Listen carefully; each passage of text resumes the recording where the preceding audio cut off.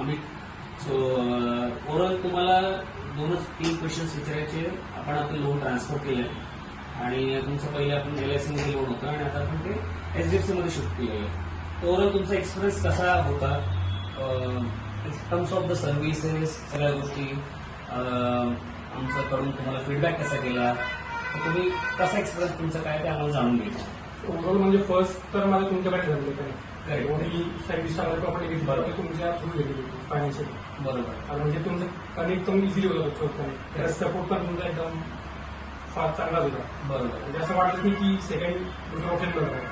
Correct. नंतर ट्रान्सफरला पण same म्हणजे सपोर्ट चांगला होता. काय गोष्टी करायला पाहिजे फायनान्शियल कुठला बेटर ऑप्शन आहे. आणि आपण तुम्हाला टॉपअप पण दिलेलं आहे. तुम्हाला पर्सनल लोन वरून आपण टॉपअपला गेलो तेही तुम्हाला सजेशन दिलं होतं. करेक्ट. ओव्हरऑल एक्सपिरियन्स म्हणजे बेटर होती. मला सेकंड ऑप्शन असा वाटतं की दुसरीकडे पाहावं किंवा दुसरं ऑप्शन बघावं. बरोबर. Overall experience great very mod. ठीक आहे. आणि काय तुम्हाला असं वाटतं की म्हणजे इतर लोकांपेक्षा जर अशी सर्व्हिस बेटर मिळते असं काय तुम्हाला वाटतं की इथे की इतर ठिकाणी आपल्याला तसं जर गेलो असतं तर ते आपल्याला असा सपोर्ट नसता भेटला जो इथे मिळतो आपल्याला, असं काय वाटलं तुम्हाला ओव्हरऑल? इथे म्हणजे तुम्ही स्वतःहून सांगता की असं असं आहे तुम्ही हे ऑप्ट आउट करू शकता.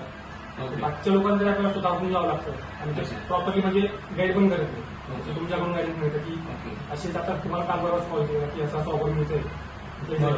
करेक्ट. तुम्ही सांगितलं की अच्छा नाही घेतलं. सो तुमच्याकडून ते तुम्हाला समोरून फीडबॅक मिळतो. Correct. So thank you so much sir. Thank you.